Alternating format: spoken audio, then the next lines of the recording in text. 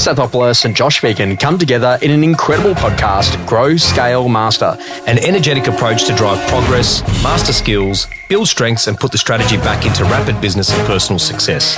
Backed by real-world experience in rapid scaling to playing the long-term game of business, it's the story of all the lessons learned on the journey to mastery. Be inspired, renew your energy and chase the future with Grow, Scale, Master. Con, one of the great conversations is about like building this platform for scale. And, you know, there was a book I read many years ago, and it was actually called that, Platform Scale. It was about saying, okay, great. So, you know, you're coming in, you know, what's the systems, methodologies, approaches, ideologies, methodologies that you use that absolutely guarantee result?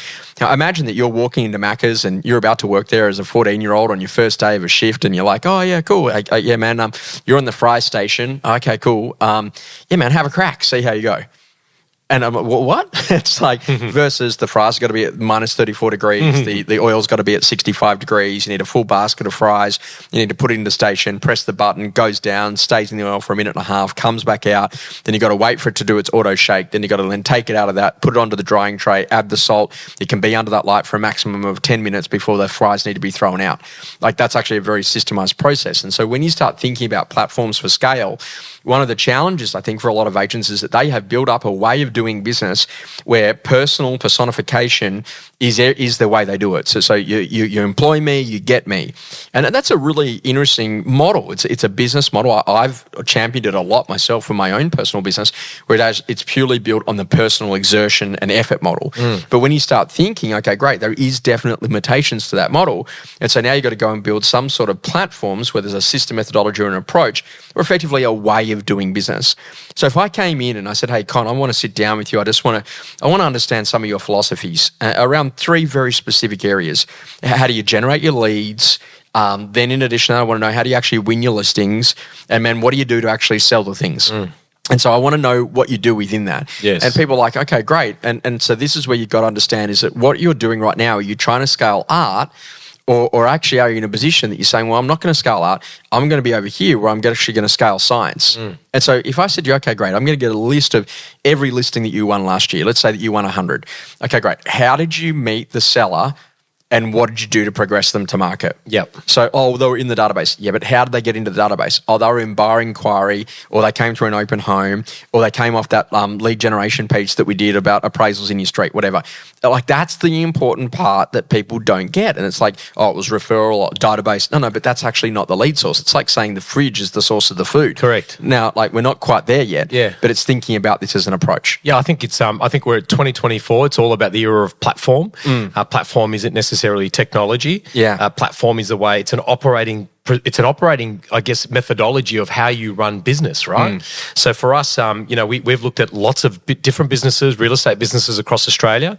We've had lots of coaches. You're one of our principal coaches. We've had lots of other mentors in the business, John McGrath, Shane Smolin, other top people in real estate. But I think the platform is, there's a saying, routine sets you free. I think the platform is what's going to enable that next leveling up of most businesses. There's a really good book by Vern Harnish that Phil Harris put Scaling Up. Scaling Up, yeah. And Vern I'll put it on to Phil. Yeah. Oh, there you go. Two of the greats, but people, strategy, execution, and cash. Yeah, sure. That's the platform for being able to scale your business up rapidly. I think it's something that we haven't invested enough time and energy into it. And I think the way that we've always done business isn't necessarily going to enable us that next leveling up moment, but more importantly, what happens when the current practices become disintermediated by AI, technology, people, or whatever might happen, COVID, whatever. So I think it's really important. It's an investment that we need to actually really, put a lot of time, energy, and money into. Are you surprised about the lack of documented intellectual property that sits inside of agencies? Yeah, of course. So I walk in and go, okay, great, I'm going to start a new Parramatta business. How do we do an open home call back here? Yeah. Or how do we present fee here? Yeah. Or how do we say, what are the three specific reasons? Just log into Josh's app and he'll tell you everything. Sure. But you're building your own platform. Correct. And it should be that whole idea is that you got to go all in on a systems mindset. You do. I completely agree, and that's the reason why McDonald's has had an absolutely replicable model worldwide. Go to Paris and have a cheeseburger. Sure, tastes the exact same as what it tastes here. Let's try it. So we will. French fries, right? That's right. But the interesting thing that I was thinking about here is that Adil Gawande wrote a great book, and it was interesting because he would talk a little about. It's called the Checklist Manifesto, and I don't sell it well, but it's actually a great book. It's like why checklists will change your life, and it's about this whole idea where you go, okay, great. Think about the two industries that literally have the most lives at risk. And the first one is the medical industry. And I would say that the majority of reasons why people die on the operating table is because, believe it or not, surgeons become inhumane because they do so much of it. And one of the biggest issues was about, they were saying that, they put people to sleep and they put a special drug into the system when they're going to do the operation. And there's only a window of time that the operation can occur. And then all of a sudden there's an emergency situation that comes in, car crash, whatever. They've got to go and look after that person. And then by the time they come back to the elective surgery person, that drug is technically outside of the window. Right. And then they do it. And that's where literally all of these other things start to actually happen, that literally all the diseases that come from the surgery. And that's actually why people die, not because of the surgery itself. Gotcha. And so what they actually did is that now they actually have this methodology where they write the name of each of the doctors and the nurses on their skull caps. So, hey, Con, could you please pass me the scalpel? Yeah, sure, Josh, let me do that for you. And so that humanization gets them to remember that they're people as opposed to doctor, surgeon, or nurse. Right. And then they have this thing, and they tell this great story about the airlines. And you might remember, I can't remember, it was a US city somewhere, and they were coming in to land a plane, and they had to land it in the Hudson River, right? Oh, Do you remember that? Yeah. A few years back. And they say, okay, great. So imagine that you're the pilot, you've just taken off, and all of a sudden... Scully. Yeah, that's right. A pack of wild Canadian geese take out your left engine. And then now a pack of wild Canadian geese take out your right engine. So you've just taken off. This has just happened. What do you do? Okay, great. We've got to get the manual.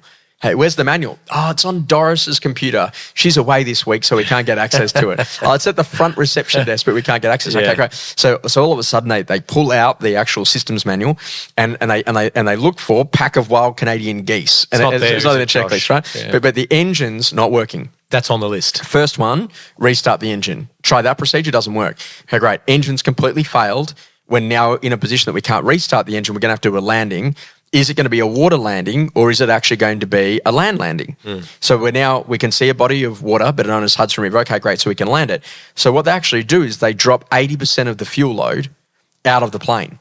And the reason why they do that is they want to get rid of all of the explosive material. Yes. And so then when they come in to land, that location is now filled with more oxygen, which gives the plane more floatability, so it can stay on literally, that's probably the word. Yeah. So there's more buoyancy of the plane, so it can stay on the top of the river for longer for first responders to get to the plane. Right. So it doesn't sink. Right. And the last person who has to leave the aircraft is the pilot. Yes. Okay, so it's sort of like, you put us in this position, you have to get everyone out. Yeah, he's the captain. And so this is that whole idea about responsibility. And so you start thinking about systems, methodologies, and approaches. I didn't know that.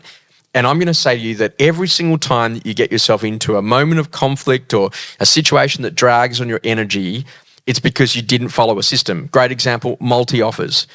Someone's bruised, someone's upset, vendor price reduction, someone bruised, someone upset. And all of that has actually happened because you didn't think about the systems, methodologies, and approaches that you could use. So when you think about systems, think about 4 key things: forms, checklists, visuals, dialogues. Favorite form, agency agreement. Second favorite form, contract of sale. Checklists, okay, great. The other day I sold a property and then I got the contract. Oh, no. You have to get the contract first before you can sell it, Did you have the agency agreement? Yeah, no, I didn't have that either. Yeah, the other day I put up the sold sticker, then I ordered the for sale board. Yeah. So you got to get things in the right order. So that's checklist, right? And there's read and do, and then there's read and review. Mm-hmm. So in order to make pancakes, I need 1 cup of milk, 1 cup of flour, and an egg. And then I literally have to put the flour in, I add the egg, and I add the milk, and I stir it all together, and that's the beginning. So read and review and read and do, that's a checklist stylization. And then you start to think, okay, great, visuals. So how many sales do we make? What's our highest sale price, lowest sale price, number of markets we participate in? You get the idea. And then after that, then it's dialogue. Hey, Con, you came through Jones Street on the weekend. Would you like to see it again? Yes, I would. I can do something tomorrow. Would 2 or 4 be best? 2 would be great. Have you bought locally? Yes, I have. What are your plans that are existing when you buy the next? Might sell it, might lease it, I'm not sure. Any chance, Con, I can come and see yours? Now, I'm 5 questions in. I got a buy coming back. I got a second appointment, an offer coming in, a listing presentation, a potential sale. All of that's landed with 5 questions. And so this is what you're starting to think about, like platform scale is about like how good is the documentation. And what this is all about is about reducing decision fatigue inside of the business of you having to remember everything because the systems are so good. And I always say this, allow others to be exceptional so you can be exceptional in your part of the workflow. How important is that for the old let go to grow, right? But like making that decision to do that. Well, I think, with the evolution of EBUs and teams these days, everyone needs to have a swim lane, roles and responsibilities that are clearly documented and defined. So you've got a lead agent. What's their role? They're essentially the CEO of this group. Their job is to create vision, keep it financially stable, probably prospect, list, and sell, right? So then what does the second team member do and the third team member do? Where I see the dysfunctional teams not operating at potential scale is when there is a massive crossover in both. You've got the CEO of the business that's actually, doing the role of someone else because they haven't let go or they haven't got a documented procedure or a checklist or a system in place that enables them, when we list a property, these certain things occur. When we launch a property, when we sell a property, when we open a property, when we auction a property, when we settle a property, it's such a simple business. It doesn't need to be that complicated. But if you don't have that platform that you've created, whether it's from your office or your own operating manual or procedures, then it's going to become confusing, right? And so this is that whole thing is that think about some buckets. Maybe there's a lead generation platform. Yes. Maybe there's a data platform. How do we win business platform, selling platform, a leasing platform, how we do auctions as a platform. And when you think about building a platform, let's say that, we'd identified in the previous edition about calling archive landlords. Well, rather than you walking up and go, guys, just ring some archive landlords, I want UConn to ring the first 10 archive landlords yourself. Yeah. So I want you to work out what's the dialogue, what's the approach, how will I do it, what are the things I'm going to send, what's the email template look like, what's the whatever I'm going to do in terms of the follow-up procedure. I want you to do it those 10 times, get some understanding of the measurement of success rates of what people should get. Document it. Teach someone to do it. Get them to train you how to do it. Then get them to do it. Watch it a few times. And then we can start to talk about scale. Great. And this is a really important conversation because what you want to start to think about is that you want to engage people to use your platform. Yes. So it's so funny when people go, oh, Josh, I've got this chance and I'm coming into residential real estate and there's 3 brands I'm thinking of and it's this one, and this one in this market. Which one do you go? And I don't base it on the brand. I base it my knowledge about the business operator in that business. Yeah, okay, great. That might not be the strongest brand in the country, but that business is the strongest business in that marketplace because the business owner is so systemized in their process and their thinking. And so that's what you've got to go and do. And you've got to realize that ultimately your brand is a personification of service experience, and service experience is what you provide to your agents, including your property managers and your operational people that come into that business, that you are building a set of platforms that you do this, get that, do this, get that, do this, get that. And I always say that, when someone works in my organization, when they then go to work in the next organization, it's going to be tough, man. Yeah. And I'm not saying that, but they wouldn't potentially get more pay or maybe they get some extra benefits or whatever, but they won't have the same access to the set of systems, methodologies, approaches, the speed at which we're operating, being a small team and being agile. And every single time, I think the employer that gets the stuff after people might move on from us is like, geez, that's a get because that person has learnt systems, methodologies, Correct. and approaches, right? Yeah. And so this is interesting. When do you have to rebuild a platform? I think every opportunity that you want to take your business or your career to another level. So, for example, we speak about, how your iPhone does a software upgrade. It's the same thing when we want to level up to that next level.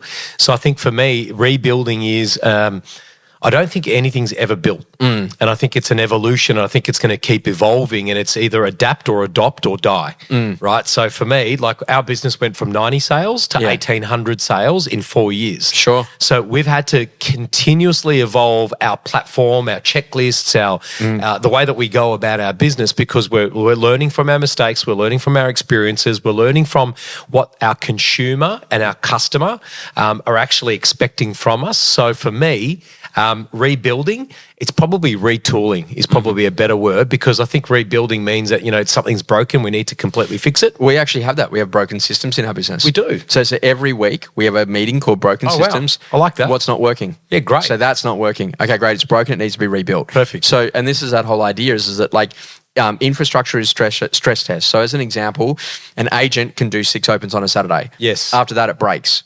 So now the model's broken. You have to put someone else on as a co-agent or work with another agent in the business to be able to go to 7, 8, 9, 10, 11, 12 opens. Yep. And the model of Josh is going to be there at every one of your opens is now broken. Yep. And you've got to go Josh and team are now going to be at every single one of your opens. Yes. And so I actually want you to think about, like, and we've all seen aging infrastructure. How often do you go to like a hotel and it looked good online and you're like, oh, geez, like these walls haven't been painted, or this is a really bit slack, or this is just not right. Or you go to a restaurant, you're like, man, I ordered my main an hour ago and like it should be here by now. Yeah. And yet you go to other places like, man, I ordered my poached eggs this morning and they were there. How did they even do that quickly? Yes. Because they've got systems, methodologies and approaches. And that's about, hey, there's tech, there's a better way to do it. There's something that's actually happened. That can change everything. Experiences that rapidly shaped you. One of the things that we started was this journey about documentation, and we started to build out JPOS, so Josh Phegan operating system, for our own team internally. And it's so funny because it was about the speed at which I could bring someone into the business. And I'd always say that often it would take people like 9 months to fundamentally really get what our business does. But I've now been able to shorten that cycle into under 6 weeks. And the whole conversation was that like JPOS helped me to do it. So this is about how we generate our revenue, what we actually do as a business, who are our key customers, which markets do we operate in, how do we generate our leads, what do we do to service the clients, what do we do to make sure they keep on coming back. Yeah. And then after that, then we then have a whole series of how-tos of how do we actually produce this podcast, how do we make sure it ends up on Apple, Spotify and YouTube, all those things. So all of that's done. And it's a really interesting thing that like building that out, it didn't take long. It's about an hour and a half or 2 hours of my time of just just writing like there's no tomorrow. And then it's just continually updating, refining. But what it does is that you're actually giving people a place that they can go. So, in effect, your own version of Google where you can go and search and find how do we do this. And so if I walk into your business, I should be able to pull up what is, Cons McGrath fee structure. So Yes. what do we actually charge in residential sales? What are we charging in property management? What's the size of our marketing fund? Like all of those things should actually be there. And also too, at what level do I need to perform to have a different commission split, and what actually are the commission splits that are available inside of the business? So there's no special deals. This is just actually platform. Once you hit that, then you actually get to that point. And at that point, you then qualify for partner. Yeah. So that people are very, very clear about what actually happens inside of a business. Get to documentation, change your business. Well, I've seen your JPOS, and which reminds me of a theme that's kind of changing my views at the moment, which is invest, optimize, and simplify. So you invested time, you invested energy, you invested your creativity around building out an operating system so you could fast track someone's onboarding, right? From 9 months to 6 weeks, traditionally. Then you optimized everything that you had in terms of technology and put it all into craft, into that beautiful piece of technology, and you simplified it.